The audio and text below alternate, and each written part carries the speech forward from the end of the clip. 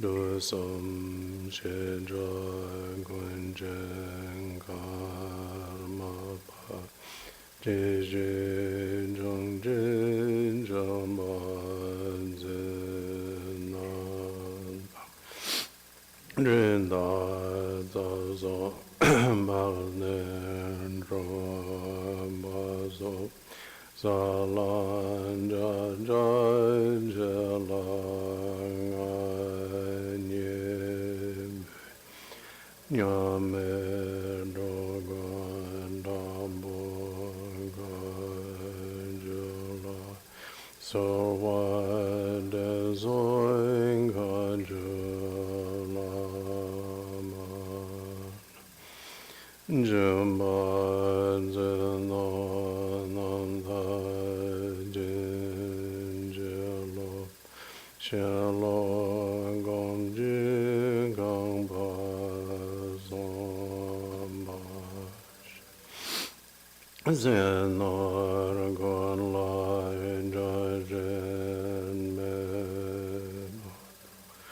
Zender da dai jembe gom jela Nye gora shen ba me ba jin jelom Me gom jin gom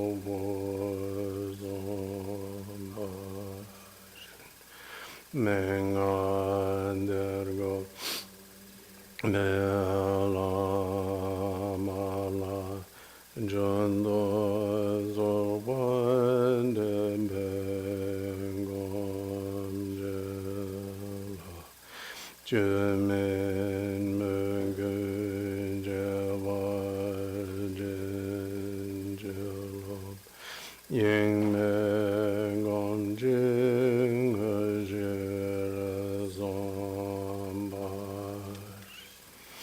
Kunzang Palchen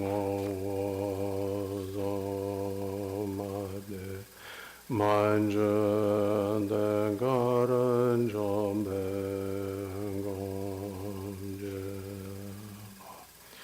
gomjala dando jinjala nam dong ovujagur sombashin Gyamtso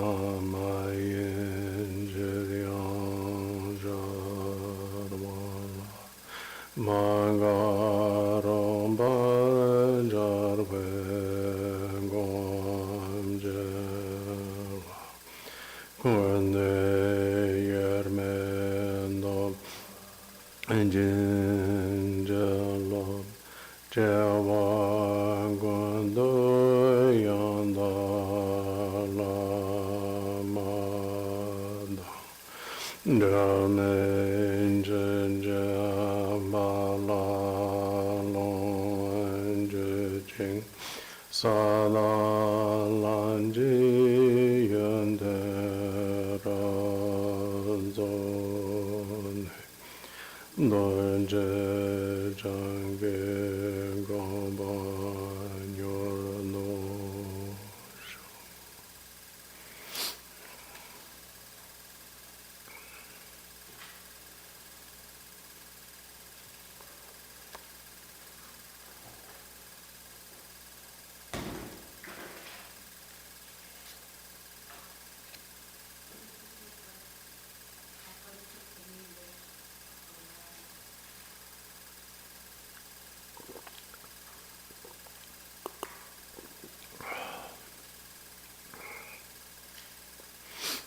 Would you like me to wait? Yeah.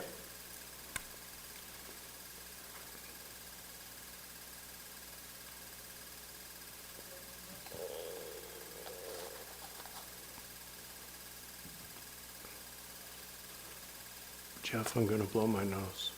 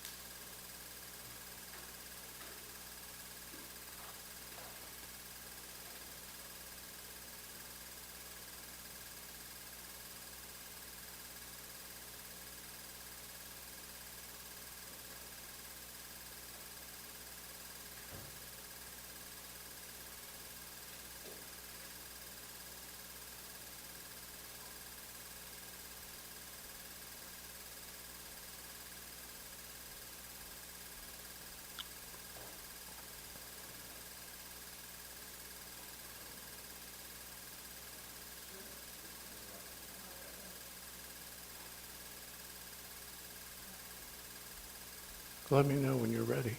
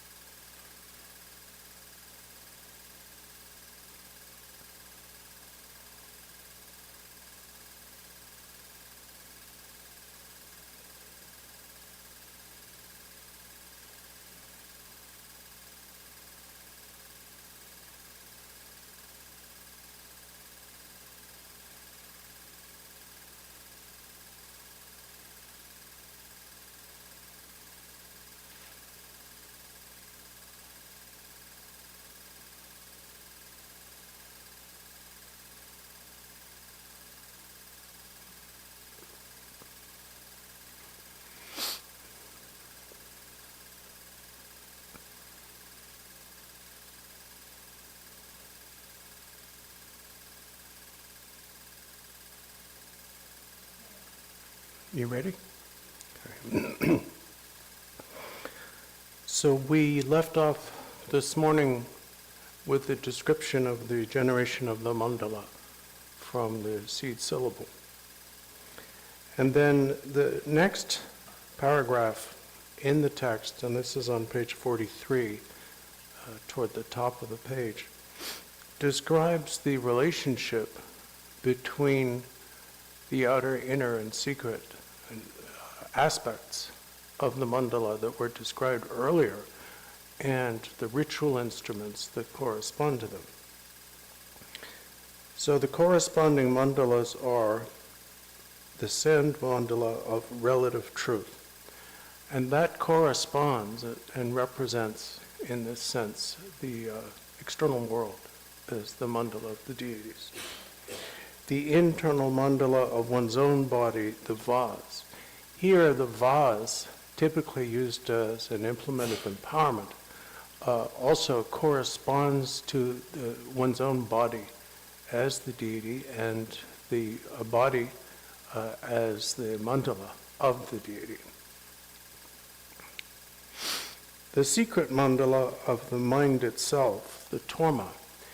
When Amrita, Torma, and Rakta are classified into means or upaya, Amrita, prajna or knowledge, Rakta, and the non-duality of both, the Torma represents the non-duality.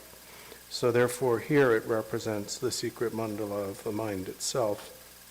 And then finally, the very secret mandala of absolute truth, bodhicitta, the Amrita. Through the emission and withdrawal of light rays from the causal syllable, the blessings of the victors are collected. This is for one's own benefit. when the light rays purify beings' obscurations and establish them in Buddhahood, this is for the benefit of others. Now, this emission and withdrawal of light rays can occur at different points in the practice. Here, what is being spoken of is the initial emission and withdrawal of light rays from the causal seed syllable before it becomes the deity. We'll also see that during the repetition of mantra, there may also be emission and withdrawal again. There are many ways in which the deities may be generated, such as the 5 manifest awakenings, mantra generation, and sudden generation. Generate the principle through 4-fold generation: a syllable, scepter, drop or globe or globule, and body. Clearly visualize the members of the retinue with complete bodies, faces, arms, and apparel. There are several different ways that the deities can arise from the seed syllable. One is what's called a 5-fold manifest awakening. This is one of the most elaborate forms. And for 5-fold manifest awakening, in addition to the moon and or sun that are present on the deity's seat or pedestal, there will be an additional moon representing, I think, the 32 marks of a Buddha's body, because it's the 16 vowels repeated twice, which becomes the moon. And that's called awakening as the moon, mirror-like wisdom. And that's sometimes below, sometimes above the seed syllable. Then we have the 80 marks, so 32 marks, 80 signs of physical perfection, which are the 40 consonants repeated twice. And those consonants become a sun disk, and that is the awakening as the sun, the wisdom of equality. Now, the meaning of this is to purify your genetic heritage, which means especially your attitudes toward your genetic history. So the moon, in this case, represents your father's sperm, and the sun, your mother's ovum. Then the seed syllable that is in between them becomes the scepter of the deity. So if it's a deity who holds a vajra, it may be a vajra, or it may be a lotus, and so on, or a sword. It depends on the deity. And that is when your conscious represents and purifies when your consciousness enters into the genetic material of your parents. So that represents the moment of conception. And then the sun and the moon, and that's, awakening as the scepter, the wisdom of discernment. Then the sun and the moon sort of melt and form a globule or globe all together with that scepter and syllable. And that is the awakening as the globule, or you can say bindu, the wisdom of accomplishment. And then from that arises the complete body of the deity, which is awakening as the complete body, the Dharmadhatu wisdom.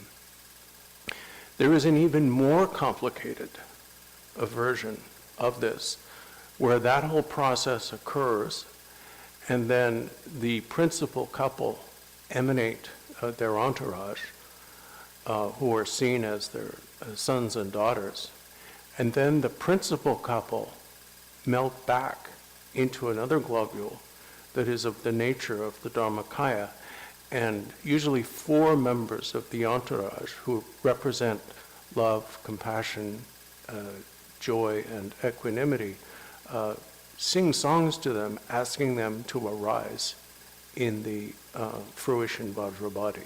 In that case, it's called causal Vajra holder and resultant Vajra holder. So those are the most complicated. Of lesser complication are fourfold generation, where there's the syllable, scepter, a drop in the body, but no additional sun and moon, aside from those which form the pedestal. And then more concise than that is what are called the three Vajra procedures, which are awakening in Vajra speech, the seed syllable, awakening in Vajra mind, the scepter, and awakening in Vajra body of the complete form of the deity. And that's one of the more common ones that you will actually see. And then there are shorter ones, such as mantra generation and sudden generation. Mantra generation occurs when you simply say the mantra of the deity once, and the deity arises from your saying that. Sudden generation is like, for example, in the Green Tara practice, where it says instant in a complete in an instant of recollection, I arise as the noble lady. And so deities can sometimes be generated instantaneously without any precursors. It's usually taught that these different styles of generation correspond to different ways that beings are born. Womb birth, egg birth, birth from heat and moisture, and instantaneous birth. However, it's also taught that this doesn't mean you need to do different sadhanas, one of each type, to purify the four types of birth. Any one of these, as appropriate to the particular instructions in the liturgy you use, if done properly, will purify all of them. Clearly visualize the members of the retinue with complete bodies, faces, arms, and apparel. Sometimes they just appear surrounding the principal or principal couple, and sometimes they emerge from the womb of the principal mother, the queen of the mandala. All the deities are like rainbows or reflections in a mirror, in that they appear yet are empty. While empty, they appear. They are of the nature of light and do not obscure one another. Now, this does not mean that you should visualize the deities as somehow ghost-like or diaphanous. They are vivid and brilliant in their colors, and indeed brilliantly bright. But you remain cognizant of the fact that they have no existence outside your thought of them. Which doesn't mean that the deities don't exist. It means that your imagination of the deities is just your imagination of the deities. But we'll return to that in a second. Visualize them repeatedly until they appear clearly. Practice the generation stage until all doorways to fixation on the reality of external appearances and one's habitual reification of the internal body, appearances, and cognition are stopped. That is the generation stage of clear appearance. The practice of the generation stage, in terms of the skills that you are developing, has three aspects: clear appearance, stable pride, and recollection of purity. Clear appearance is to generate an image of the visualized deity or deities that is sufficiently vivid, sufficiently intense, that at least it lessens your conscious perception of ordinary reality. So obviously you can still see and hear and so on, but your mind does not go to those objects. Your mind is drawn to, focused on the visualized deity. Then the second level of clear appearance is where, even when you're not doing the practice, you actually perceive yourself as the deity. And at that point, you may also be able, it said, to feel, to touch the deity. And then the third and highest level is where other beings, even those who don't know you or know what you're doing, see you as the deity. When you achieve that highest level, you've achieved the level of clear appearance of a Vidyadhara, a fully ripened Vidyadhara. The second level is here, or the second aspect, is here the recollection of purity and then stable pride. Then, as in the activity liturgy, purify one's impure body, speech, and mind by affixing the seals of the pure three families in three bodies. That means to visualize a white Om in your head, a red Ah in your heart, in your throat, and a blue Hum in your heart. In order to purify the obscurations of the five aggregates, elements, and poisons, receive the empowerment of the five wisdoms. So that is how you develop the recollection of the deity's purity, by acknowledging that the deity is the embodiment of the body, speech, and mind, and five wisdoms of all Buddhas. In addition, you may,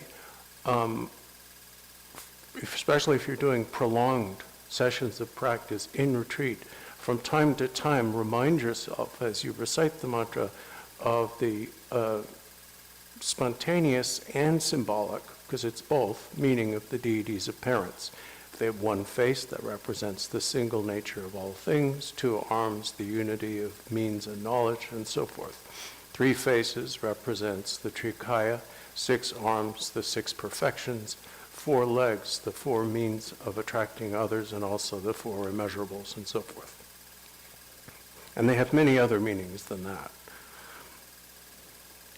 Then you generate stable pride of actually being the deity by inviting the wisdom mandala. But where are you inviting it from? The text says, invite the mind itself, the wisdom mandala, into the body, the samaya mandala. Although we imagine inviting deities from the places they are known to reside, in fact, the wisdom deities are invited from your mind into your body. So they're already in your body, but you're acknowledging that. And this goes to what we talked about this morning, that basically you are reminding yourself or acknowledging the primordially pure nature of things. But what you imagine is the complete supporting and supported mandalas of the deities, that means the residents and the deities, are invited from the natural expanse, their locations, and all realms. Think that they approach, swirling about like snowflakes in a blizzard. Pray fervently and urge them to come with the sound of an authentic damaru and bell. At that time, all parts of the invited wisdom supporting mandala dissolve into the corresponding parts of the samaya, or imagined mandala, the palace into the palace, and so on. And all the wisdom deities dissolve into the corresponding samaya sattvas. The wisdom principle dissolves into the principal samaya sattva. The deities residing in the east and southeast of the mandala enter through the eastern gate and dissolve into their respective samaya sattvas. The southern and southwestern deities enter through the southern gate, and so on. They all enter through the gate of the corresponding direction and dissolve into their counterparts. So at that point, you think that you have united the mandala that you are imagining, which you know you are imagining, and the actual mandala, the deities who truly exist.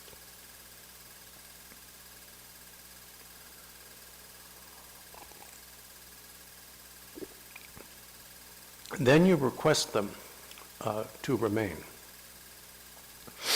Then offer them seats, visualizing that their seats or pedestals become more resplendent than they were.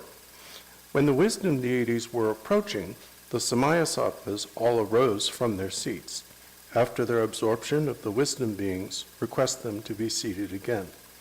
Then emanate from your heart a karma sattva wearing Sambhogakaya apparel and holding a vajra and bell. He emerges from the eastern gate, salutes the mandala, and emanates innumerable offering gods and goddesses. They present all the offerings individually to the principal and each member of the retinue. Next come the enumeration of particular offerings.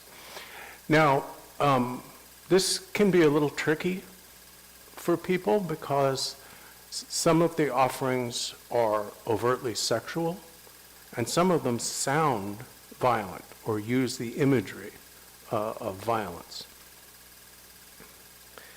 But the meaning of them is non-duality and liberation.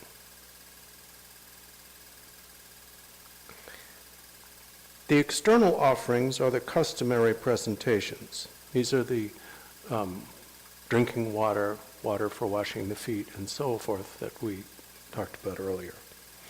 The internal offerings are the actually present 5 desirable qualities, as well as recollected, mentally emanated, and wisdom offerings. The internal offerings are of 2 types here. First are the objects of the 5 senses. And these are, of course, related to the outer offerings, but they're distinct.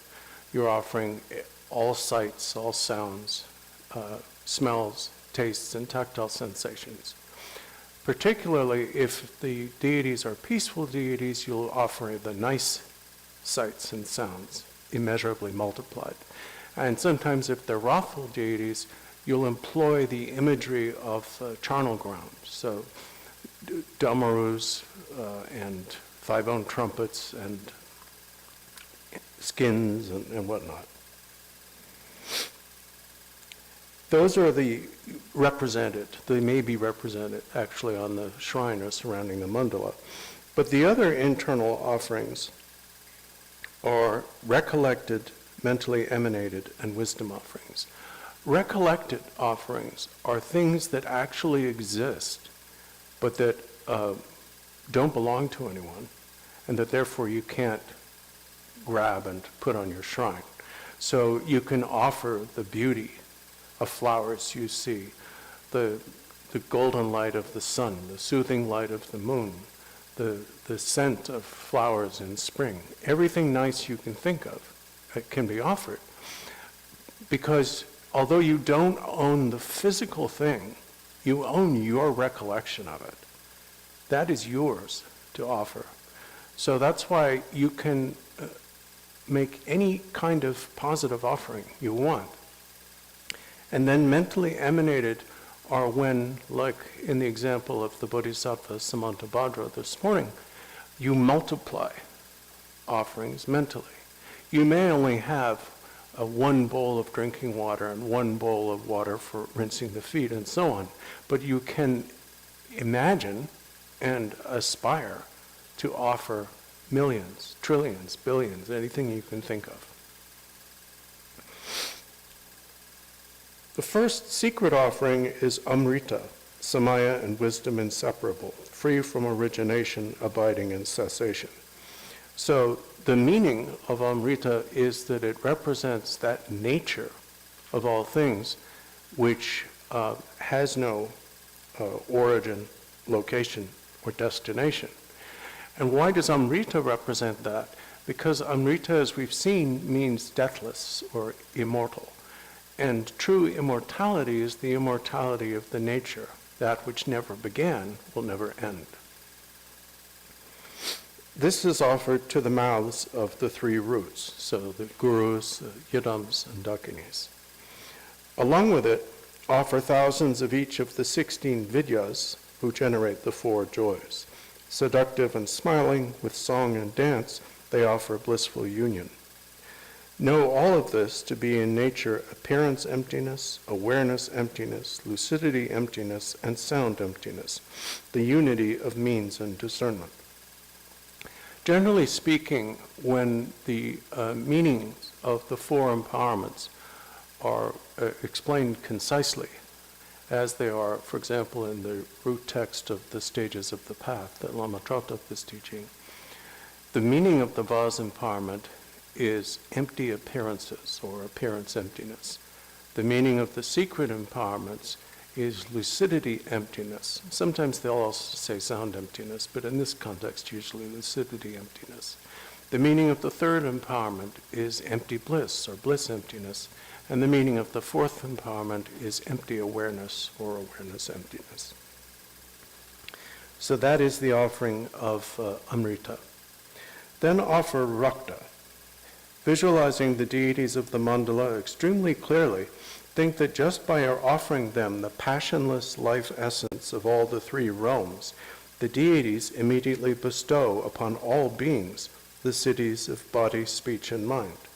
Along with this, think that Ginkaras are messengers, and wrathful ones, emanated by the deities, summon all dangerously vicious beings, liberate them, transform their flesh and blood into Amrita, and feed it to the deities.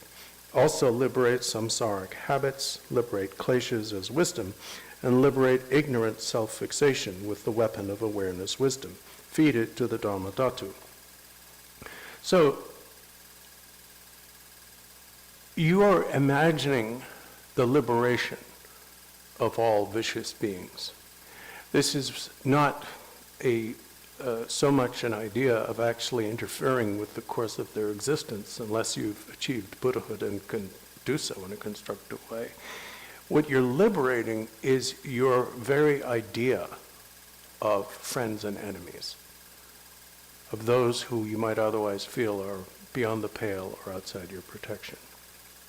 So you imagine that what is being drawn into the Rakta is the viciousness of all beings, including oneself. So what you annihilate is anger and hatred and viciousness.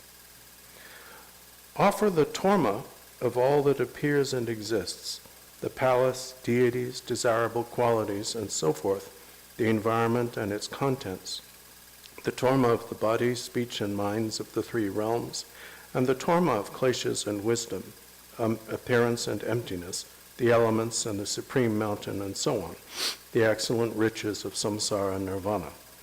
Amrita, Rakta, and torma are the secret offerings. So to summarize that, Amrita is the offering of immortality, which ultimately is the immortality of mind itself, which has no origin, location, or destination. Rakta is the offering of life itself, and especially passionlessness, not in the sense of being cold or uncaring, but freedom from attachment.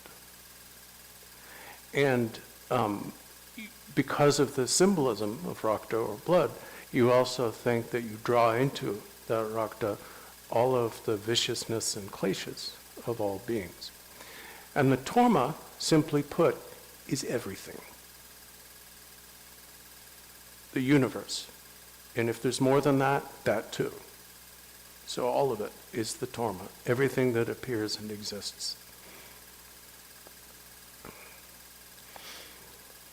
The very secret offering of that alone is the view of appearances, sounds, awareness, their emptiness, samsara, nirvana, and the path as great profundity clarity without the elaborations of the three times, beyond intellect, all-pervasive and undifferentiated. To explain that simply, the very secret offering is wisdom beyond thought. It is not conceptual. So it's more simply than the concept of appearance, emptiness, and so on. It's the actual, it's what we refer to by those names. But when we refer to them, we are conceiving of them, we're conceptualizing.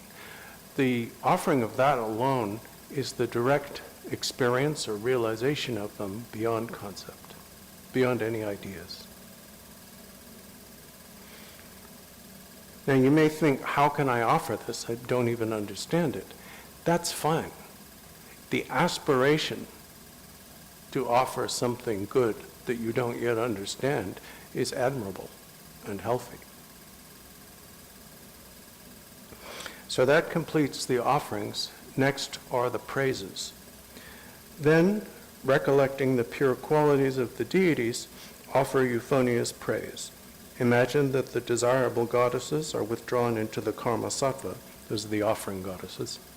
He then emanates many replicas of himself who sing the praises in unison, accompanying them with mudras and dance.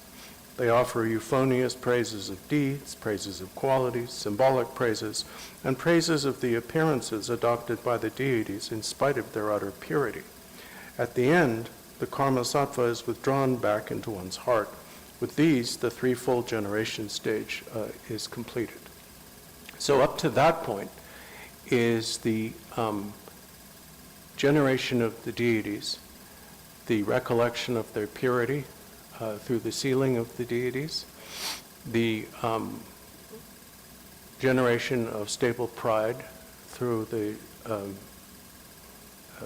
absorption of the wisdom mandala by the samaya mandala, and then the stages primarily of the accumulation of merit through offering the deities seats, through prostrating to them, greeting them, through presenting various offerings, and through praising them. Now next comes the part of the practice that, especially in solitary personal practice, tends to occupy most of your time, and that's japa, or mantra repetition. Next is the japa, the repetition stage. As this must be accomplished through the four branches of approach and accomplishment, meditate one pointedly on these without deviating from their description in the liturgy. Okay.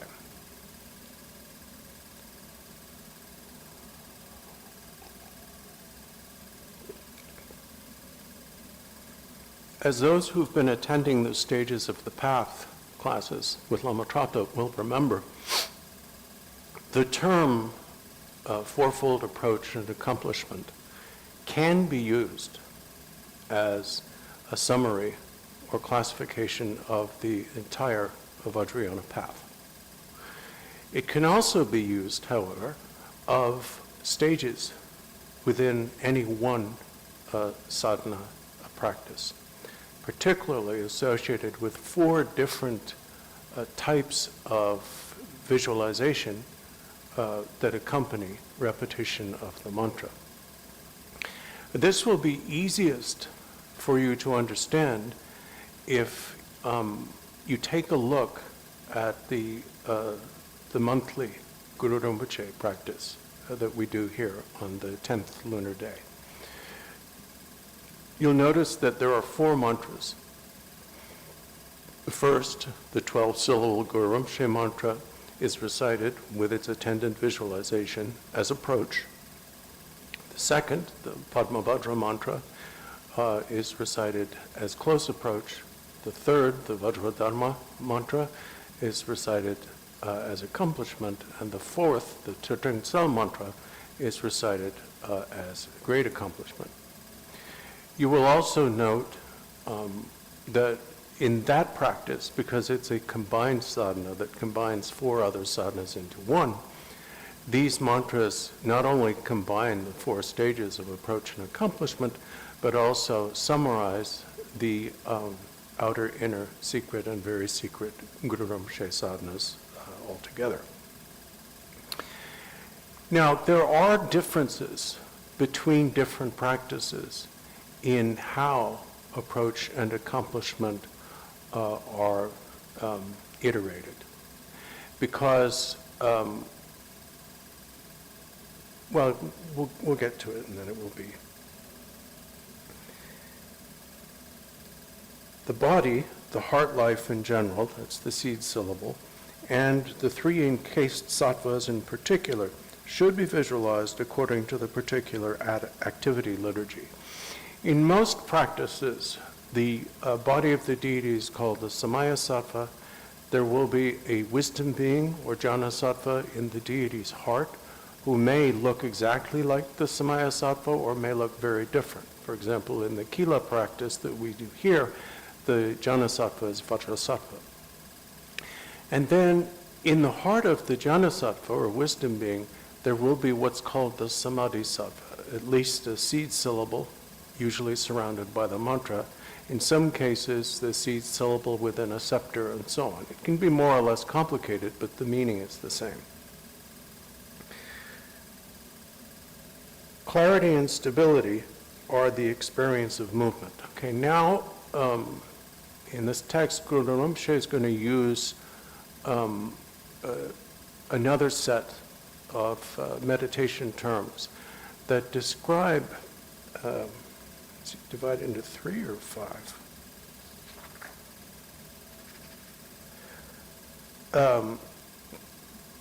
That describe 3 stages of proficiency in doing one of these practices.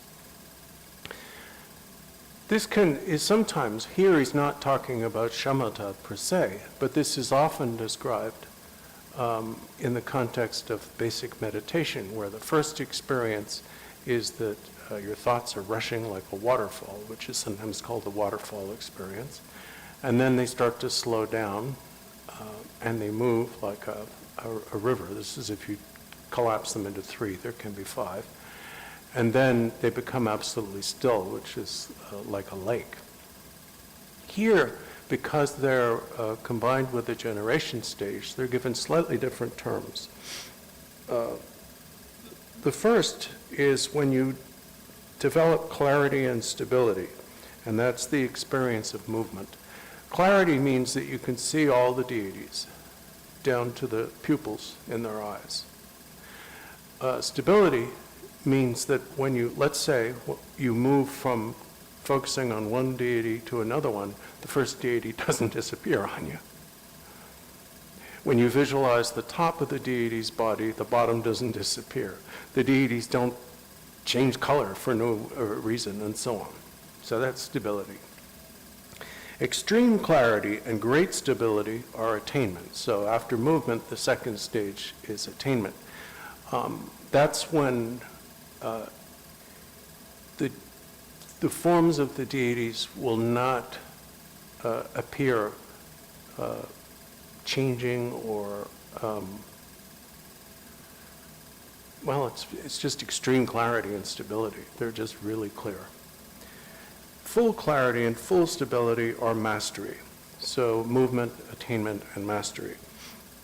Assess the development of these 2 qualities in coordination with these 3 experiences. Now,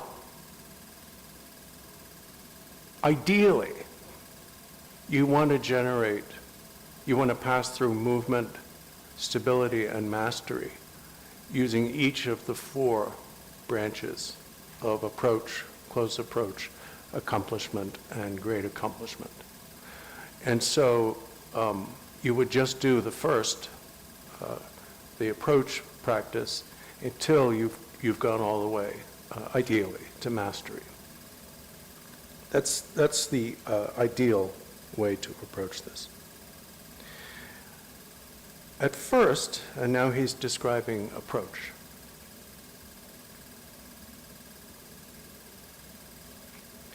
At first, the heart life and mantra garland must be clear and stable.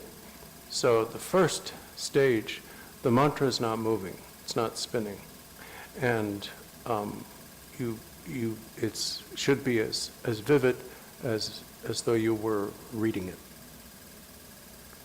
Then the mantra resounds with its own sound and blazes with light. Still not spinning, it starts to become more radiant, and each of the syllables makes their respective sound. Then the 2 aims, these are the same 2 aims we saw before, the benefit of oneself through gathering the accumulations by making offerings to Buddhas, and the benefit of others through purifying their obscurations. Then the 2 aims are accomplished through the emission and withdrawal of light rays. At first, from the spinning light of the stationary mantra, and then from the mantra itself spinning. So that is usually what in most practices, that would be classified as close approach. Then the mantra garland and light rays flow from the self-generation father's heart, out his mouth, into the mother's mouth, through her body, out her secret sky, and into the father's Vajra jewel, dissolving into his heart. This is reversed flow meditation. And then when it goes the other way, when the light rays and mantra garland flow downward from his heart, emerge from the Vajra jewel, enter the mother's sky, flow up her body, emerge from her mouth, enter the father's mouth, and dissolve into his heart, it is forward flow, great bliss repetition. These are the stages of approach, close approach, and accomplishment. So if you look at the Guru Rinpoche practice we do, you'll see these things spelled out in the liturgy. When you recite the first mantra, the mantra garland is not turning. You're generating as much clarity and stability as you can. When you recite the Padmavajra mantra, the mantra starts to spin, and its light rays make offerings to Buddhas and Bodhisattvas and to benefit beings and are reabsorbed.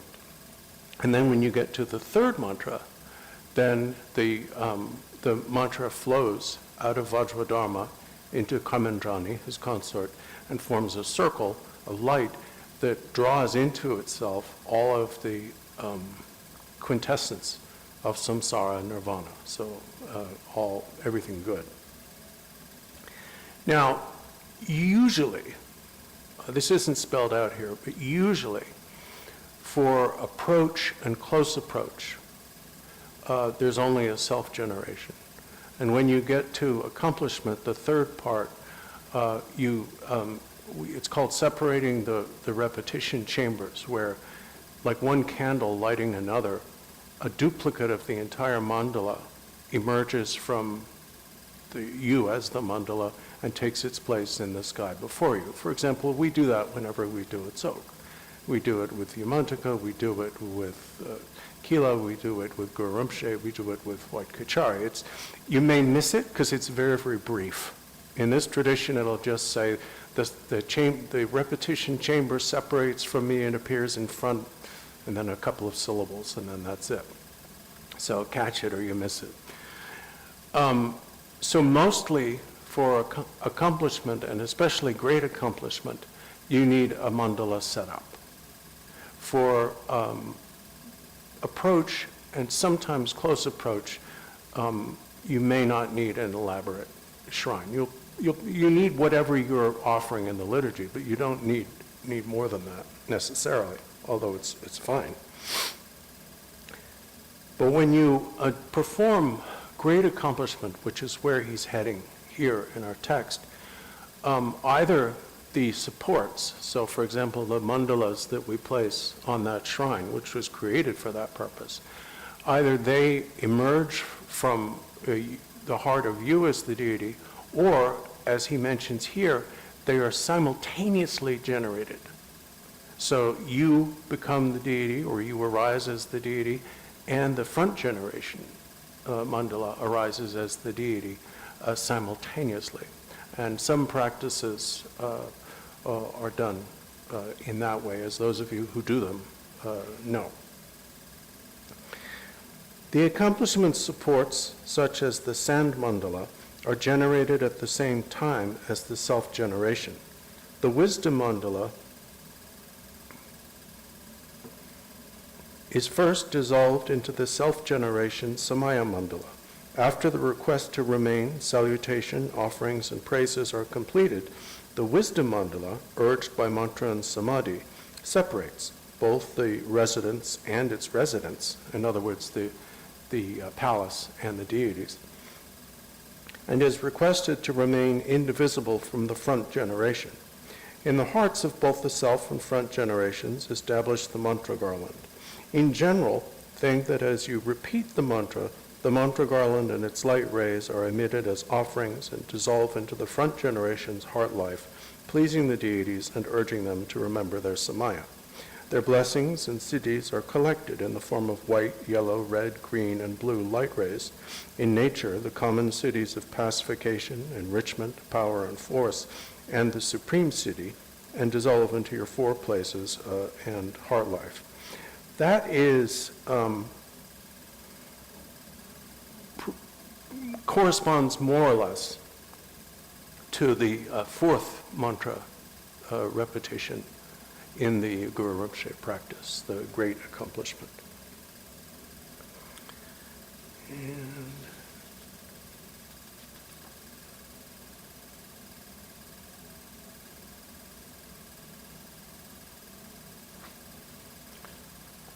So it's almost 3. Now, if you're getting saturated by information, because this text is so concise and goes through so much material, we can stop and I'll take questions both from those of you here and from those online. Or if you want to go on, I can go on for 1 or 2 pages more and we'll get to another good stopping place. So can we have a show of hands? People here are the only ones who get to vote. Who wants to stop and have questions? 1, 2, 3. I think I just count 3, 4. And who wants to go on? Yeah, I think we're gonna, well, it's 3. That's close. That's close. All right, let's split it. We'll go on a little bit and then have questions.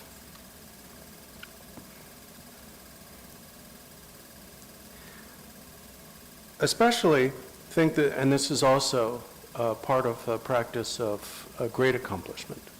Think that light rays and mantra garlands emerge from the self-generation's mouth as string-like streams of bodhicitta, 5-colored, white and red.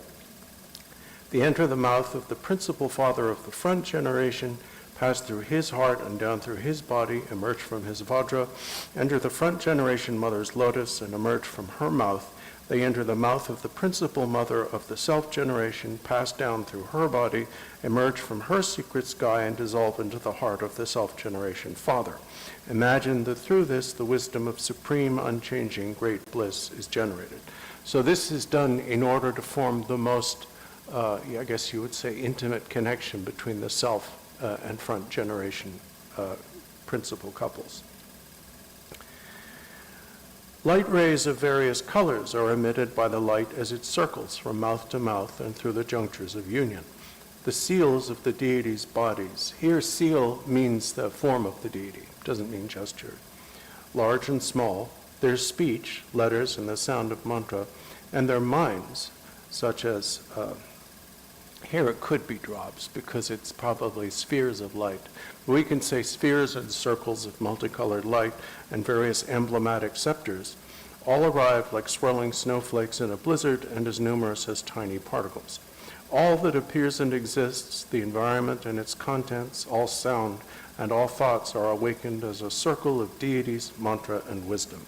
The sound of the boundless repetition of the mantra by all beings buzzes like a beehive. All appearances, awareness, and emptiness are transformed into rainbow light, rays, and strings. View everything as a pure circle of wisdom. With physical movement, posture, and gaze, verbal recitation, or repetition, melody, and repetition, and mental pure appearances and non-conceptual samadhi, repeat the mantra without an instant's distraction. During these repetitions, do not think of the deities as being mere images in your mind and other than yourself.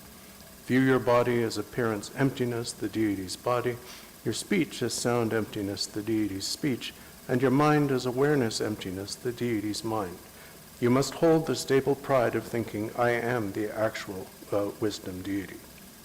All right, so that completes the explanation of great accomplishment. And as I mentioned, you'll see if you look at the Guru Rinpoche practice that it's all there, it's just kind of brief. Okay, questions?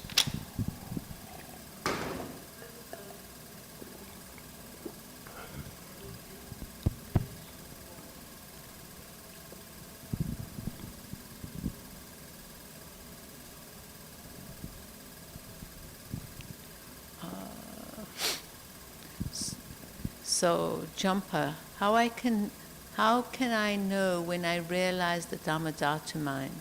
How can I be sure it is it? I don't know because I haven't. But from what I've heard, you would certainly have no kleshas.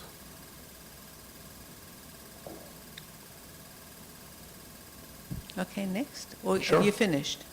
I'm done. Okay. Amanda Hefner-Wong. Hi, Lama Yeshe. Thank you for the analogies of rescue animals and remembering a room layout in the dark. it's perspective that helps me see how rigid and mistakenly I sometimes interpret things. She's just saying that. It's not a well, that's question. nice. Thank you. And then Michael Gabao again, I fear the responsibility of realization that develop conduct as fine as sand is overwhelming. Can you speak of this, to develop the conduct? Well, I think that, I would again refer to what Bardo Rinpoche said about the path being very wide open. We're not perfect. And we're not going to do any of this perfectly in the foreseeable future. So I think we have to accept that we simply have to do our best. And there are things, we all do bad things. Right now, I'm breathing. That's killing. You're never going to actually eliminate every single possible act of wrongdoing. I mean, they've tried this at different points in the Indic religious traditions, but it's impossible. Even if you just eat fruit and wear leaves, you're going to be doing something. And I once heard His Holiness Siddha Rinpoche talk about this and say, you stop doing everything egregious, and each person needs to decide for themselves what constitutes egregious wrongdoing. But in the end, you have to accept that the only way to purify all negative karma is through the realization of emptiness. There's no other way to do it. Nothing else is strong enough. So what it means to cultivate conduct as precise as finely ground flour, really it means don't lose the conduct to the view or the view to the conduct. Often when we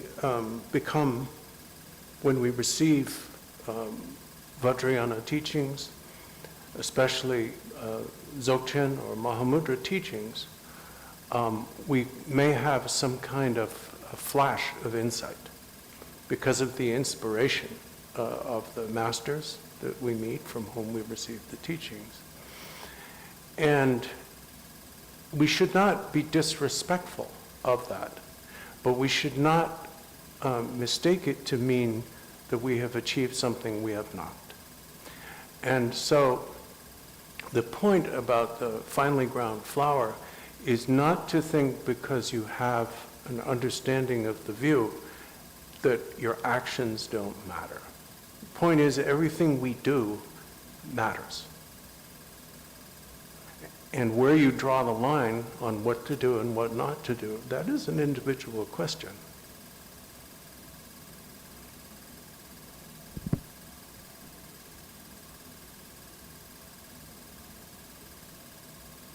That's it for online? Yep, that's it. Okay. If you guys don't have questions, I can go on. It's only going to get harder. Hey, go ahead.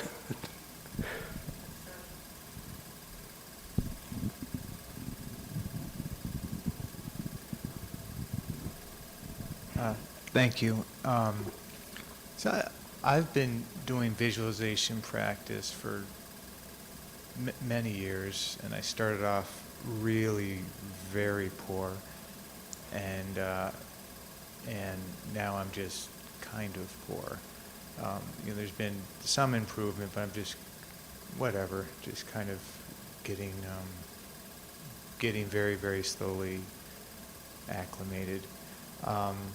But one kind of recent kind of experience I've had with it that I wanted to ask about, kind of like as you kind of progress along the path and kind of I've learned more things, understanding, and become much more comfortable with this notion that kind of everything is experience. I can't find anything outside of my own experience. So then the visuals, and that's, just kind of this happening right here and that. And then, then visualization is yet another kind of experience. Not in a, it's not the same as this, but it's just experience, just like a dream is just experience. And then I'm trying to, and then this notion, especially when the wisdom deities come in and join the Samaya visualization,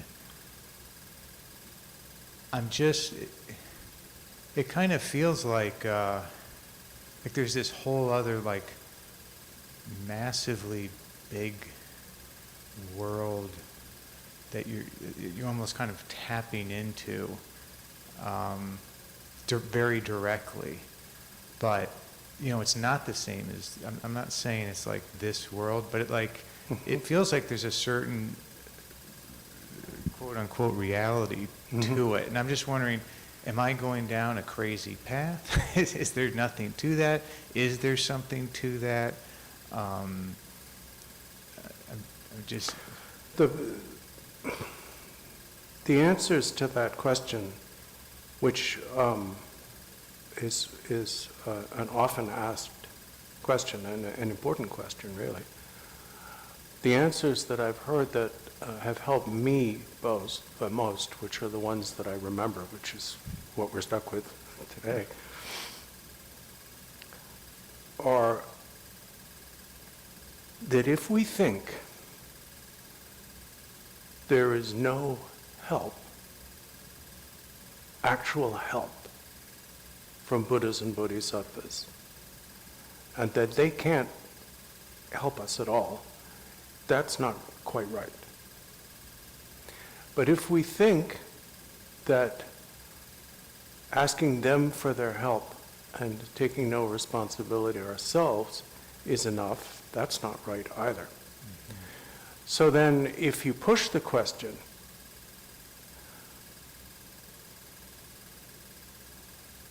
is what comes from blessings from outside, is it really from outside? Or does it just seem to be from outside? The answer that I remember that helped me a little bit was, there is space in this room. And we define that space as the space in this room, not because of the quality of the space, but because of the walls and roof and floor. There's a lot of space outside this room.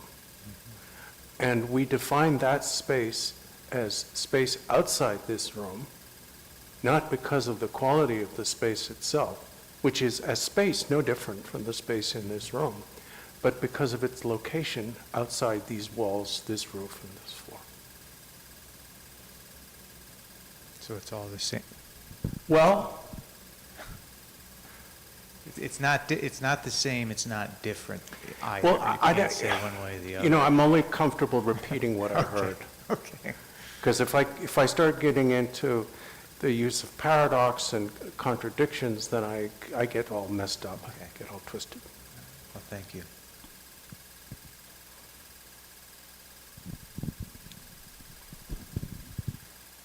Thank you.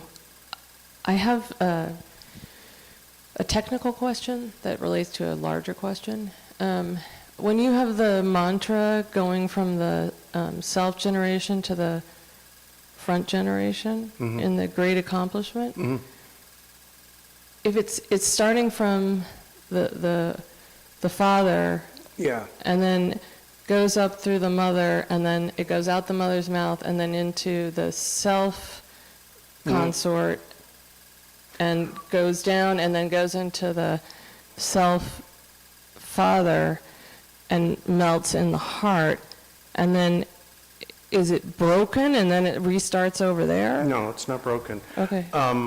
First of all, I have seen and briefly practiced, pretended to practice, different practices where there are slight differences and variations on this, so it's not, one size fits all. But let's say, for example, you're doing a practice where the mantra garland starts out in the heart of the self-generation father. And did you say going down or going up to start? Going down, right? Well, that's what you mentioned, but Well, they're I do both. Kila, so the one I do at Yeah, Garchin is he goes up. It All goes right, up. so yeah. let's do that one. He gave both here. But the way it works is, okay, the mantra garland, or sometimes the light rays, or both, go up out of Kila's mouth into Dipta Chakra's mouth. They come down, emerge from her secret sky, enter the secret sky of the Dipta Chakra in front, go up, is that right? Or no, sorry, they enter the Vajra of the Kila in front. It's been a while. Then they go up through his body, out his mouth, into her mouth, down, out her secret sky, and then back into secret sky of back into the self-generation Kila's Vajra. Okay. It basically you've got two loops that are connected. Okay. When it's just the self-generation, there's one loop. Yeah, It's yeah, very yeah. simple. But when you've got two loops, and again, I've seen different variations. Some I've seen it emerges from the heart, and then, but, yeah. And then the sort of bigger question is, and it's probably really simple and I just don't understand,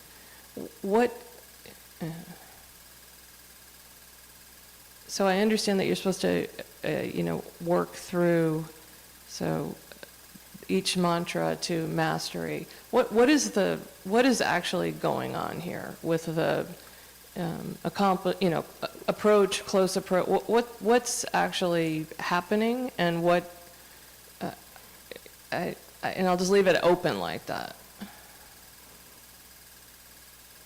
What's the point of it, I guess, is what I'm trying to ask. That's where we're going to start tomorrow morning. Okay, all right, so forget it. Where are we going with this? Okay. Yeah. And then I just have one teeny Sure. technical question. At the end of this, you mentioned something about gazes. Gazes, yes. Can you talk The about that? gazes in this case are generation stage, so it would be usually looking straight forward. But basically what he's saying is that you bring your all to it. There's no part of you, your body mind, that is not focused on doing this. Okay, thank you. Well, welcome. You got one, Naomi?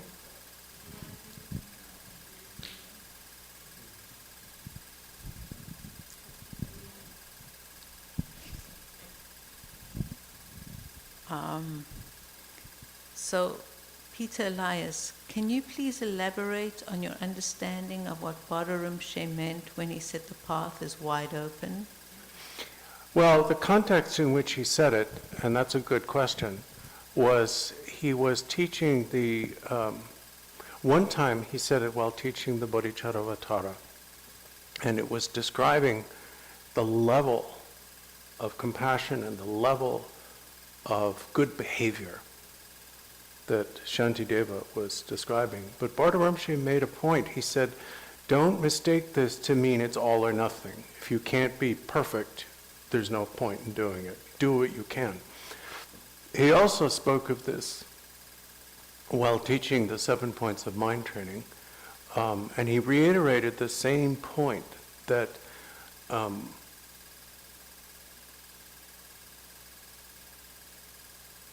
we aspire to be bodhisattvas who can hand people our heads and our arms and whatnot, but we know we're not able to do that now. See, the issue here is aspiration. Sometimes when we can't do something now, or perhaps in this life, we turn away from it. We turn our backs on it. This is true not only with the Mahayana, but also with the Vajrayana. In his commentary on the Guhyagarbha Tantra, Kenshin Mipam makes this point beautifully. He says, the problem we face is not simply that we're not perfect in our samadhi, in our practice, in these things. The problem is that we give up on the aspiration to become perfect. In other words, if I can't do it now, then I get a sour grapes attitude. It's not worth it anyway. That's what's a problem. We rationalize because we don't want to face the prospect. And this really goes to Phyllis's question from this morning. We don't want to face the prospect that we might actually improve. Because we don't know who we'll be. Who would we be? And so we tend to clank down an iron lid on our own spiritual life by giving up the aspiration to do what we cannot do now. And this is also key to not burning out. There are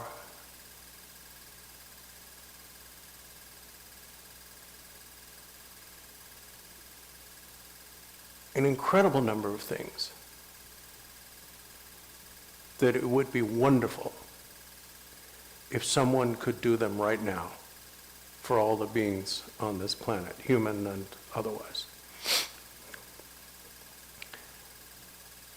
There are probably some of them that I could do, but there's a far greater number that I'm not capable of.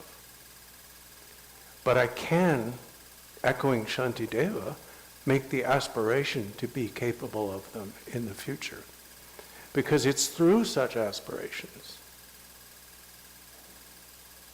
that people find cures for illnesses. When you read about how these discoveries, these beneficial discoveries are made, in many cases, not in all, but the scientists involved are surprised. That, I think, means that it was a result of a previous virtuous aspiration. So, if we can't help someone, we can at least aspire.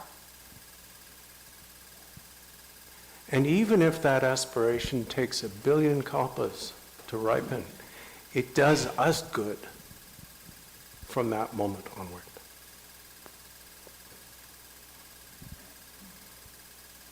So there's one question here. Do you want to study it and then get to it? Right, so there's one more question. Linda Lee, I should know this, but what exactly is meant by approach? The analogy of approach is that it's like making a petition. So the analogy, Vajrayana tends to use a lot of monarchical analogies.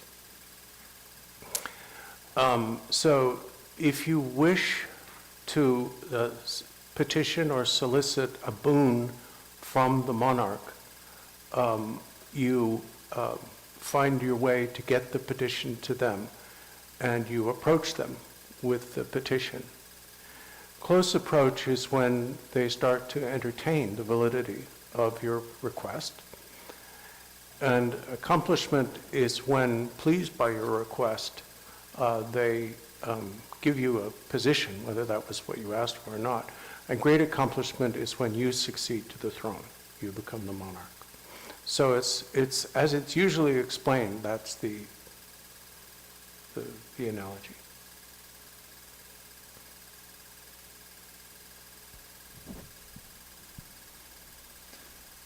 I had two questions. So one of my problems is visualization, and this has been going on for a while. Even very simple things, probably 9 times out of 10, it's just it's not there. And I've gotten all this great advice, but I don't know if it's maybe my brain, like a chemical thing, like COVID just kind of destroyed it or whatever, but for me, it's like,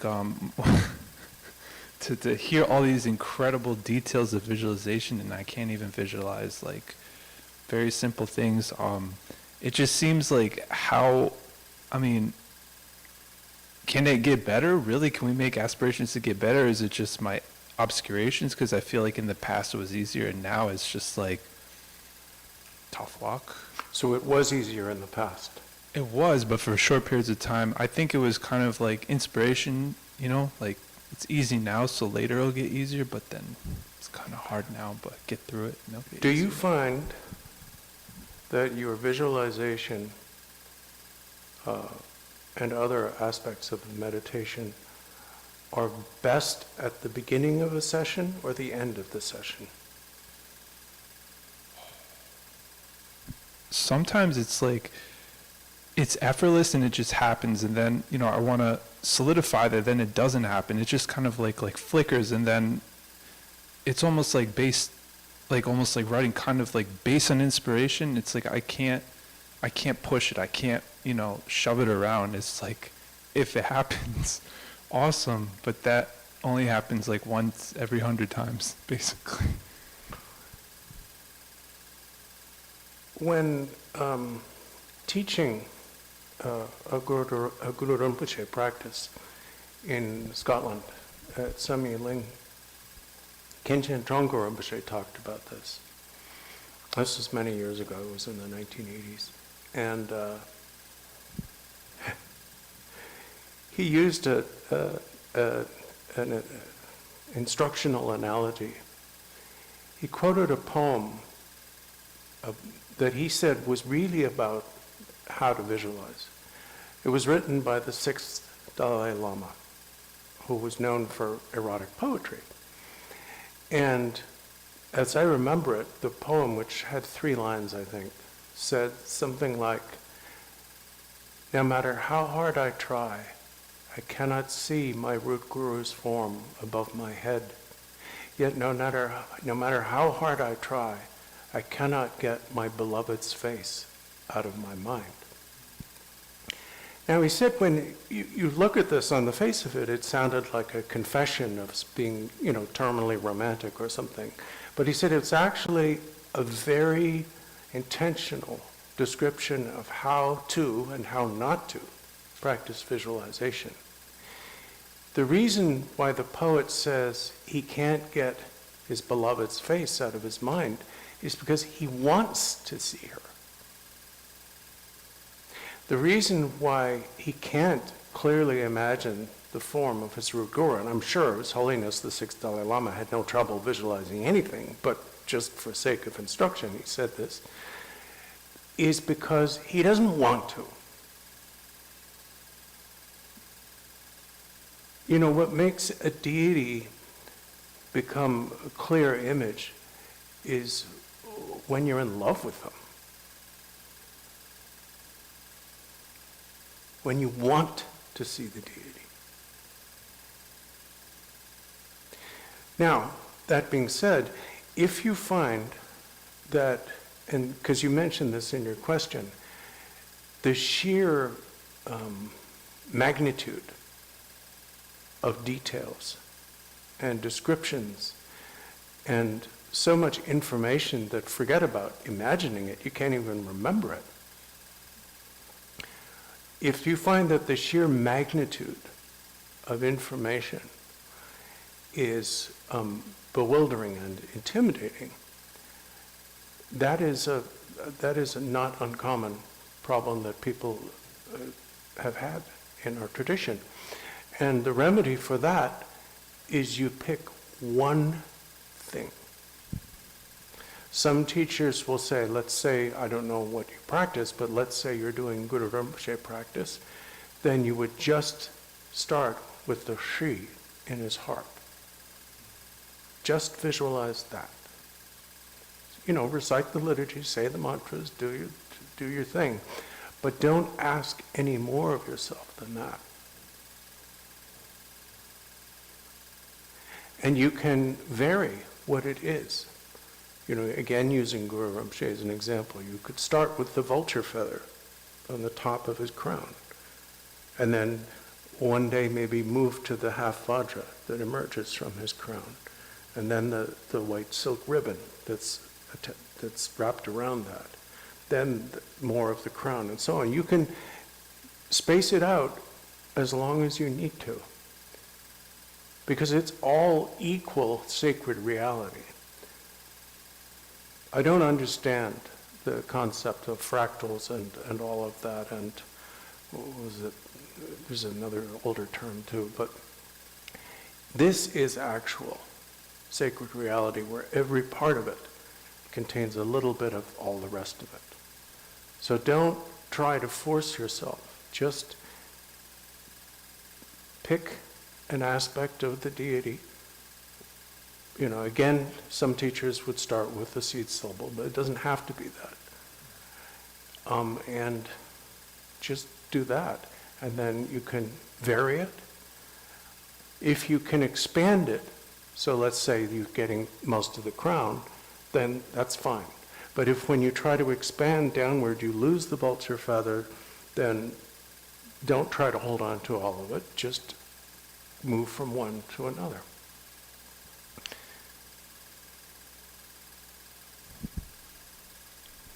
Oh, thanks for that. You're welcome. I really appreciate it. I also had another question of you in terms of bodhicitta, relative bodhicitta.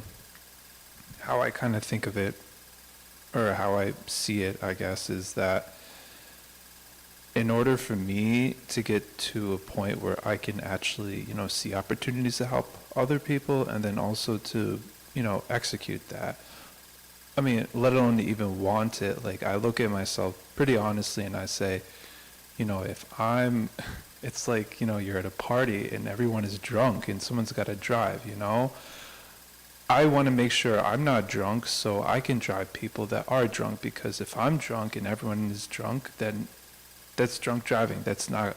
I'm not going to help people. So how I see it is I have to help myself before I can really help other people. But by helping myself, I'm ultimately getting to the point where I can help other people. And so I'm very focused on that. And I have confidence that if I get there, I certainly will. But I have to, tighten in my focus on helping myself and then, relaxing and helping others. Because I feel as though that, if it's great to have aspirations for things, but in my life, in my experience, I also got to do it because, then it becomes, wishes. And they're great, but I also have to, push myself to do it. Is this a good view to kind of, focus in on that? I don't think it was the most recent teaching, but in one of his weekend seminars, fairly recently, Lama Yeshe was asked, because obviously this is a very important question, right? And I don't remember all the words he said, but what I took away from it was we need to see in what way we will be most effective. There are people who can spend and do spend their entire lives in isolation, in retreat. And such a person is benefiting others tremendously because they are creating the certain source of tremendous and widespread benefit. And that's like the sober driver in your analogy. But for many of us, we just are not going to do that. we're not going to live like Milarepa. We can't do it. And so if we're not living a life that is 100% dedicated to the pursuit of awakening solely, then that means we are probably interacting with others. We may have a job, we have families, we have friends, and each interaction we have with another person gives us choices, how we can act. And sometimes we're at our best and sometimes we're not. But we can at least aspire to, we don't need to start with heroism. There are heroic people. But we can start with just being kind.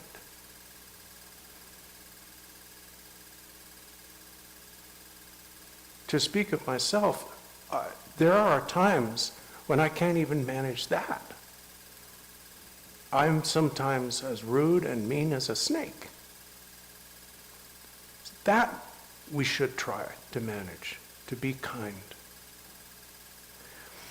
And so if we start with those small things, which we're going to have to make those choices anyway.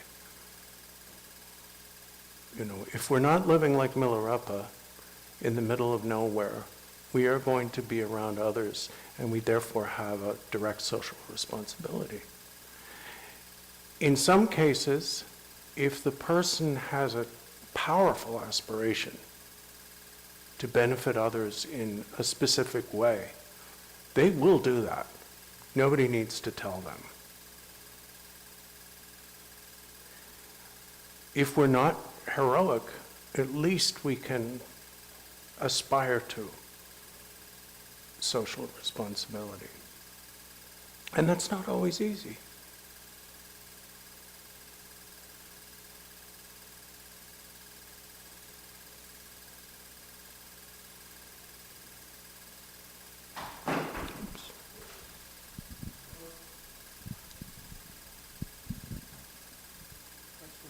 Any other questions?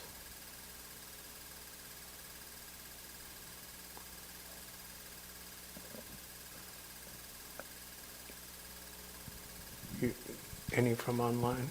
Okay, well then maybe we'll call it an afternoon and we'll continue tomorrow morning.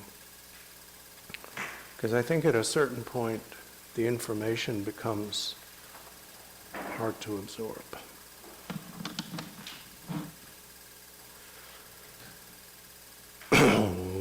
Sanam de damje zigbanye Tone nye beranam bamjene Chenga na jembala jumbaye Sibe zole rowa jo Gewa de ye je wogan Sanam Yeshe zon de Nam Yeshe le jongwe Damba gonye doma jo Jangje sem nirem boje Maje manam je jorje Chema nyamba me badam Gonne gondo balwajo Semjen danje de dan den jorje Enro damje tando dombajo Janjo zamba ganda zajomba Den dang gunje man lan ro ma jo. Song je ring je ze zen dam pen gar. Jang gun de jan do no ling bai. Zam je me jong de bu sang a ju. Si je jon da ja be ta shi sho. Thank you, everyone.